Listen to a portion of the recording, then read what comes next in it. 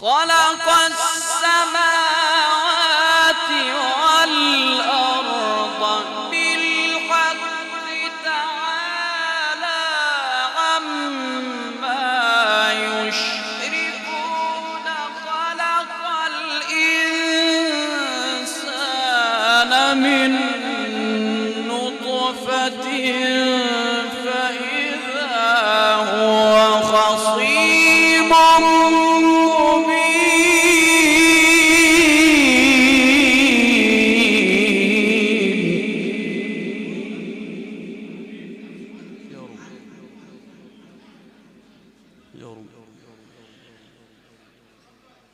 والأنعام خلقها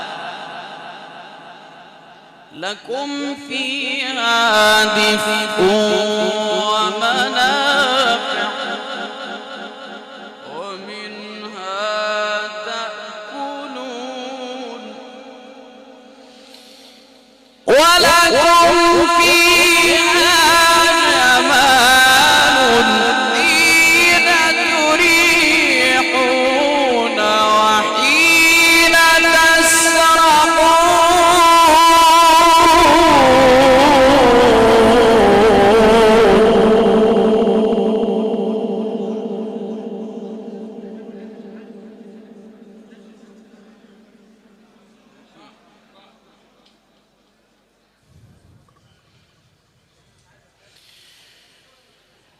ولكم فيها جمال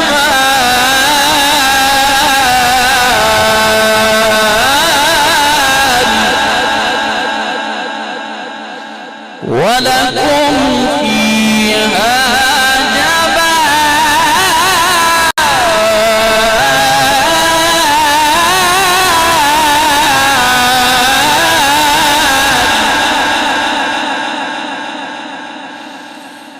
ولكم فيها جمال حين تريحون وحين تسرحون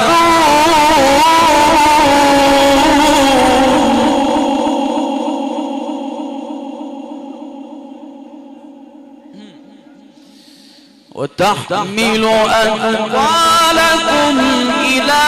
بلد لم تكونوا بالغيه إلا بشق الأنفس إن ربكم لرؤوف رحيم صدق الله العظيم.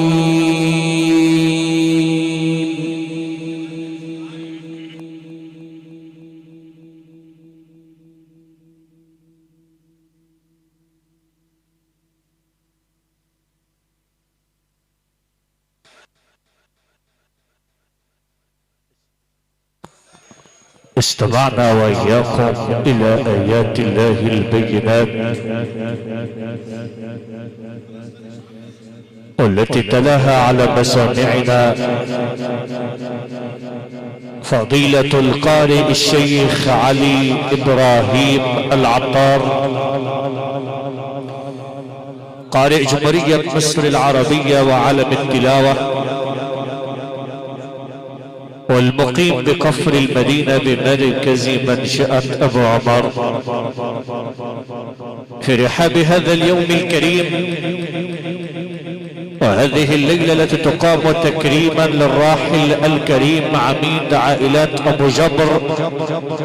رحمة الله عليه الحاج عبد البديع شحنت جبر. أسأل ربي في عليائه أن يجعله في مقعد صدق عند مليك مقتدر وأن يجعله ربي في جنات ونهر. أتقدم نيابة عن عموم عائلات أبو جبر جميعا وعموم العائلات المرتبطة بصلتهم وأصهارهم وأنسابهم وقرابتهم، شاكر باسمهم لحضراتكم جميعا ولكل من جاء يقدم العزاء. شاكر الموجات الصوتية والهندسة الإذاعية الحاج حسن أبو لبيب والمهندس حمادة حسن بن شات أبو عمر، والفراشة والإنارة الحاج سامي رزق عبد المقصود بكف المنشية، وإلى مجموعة مفاهات المتر فرحات أبو أحمد بكف المنشية، وإلى تصوير وإخراج الليلة عبر قناة عباقرة دولة التلاوة الأستاذ سيد عزة العبدلي.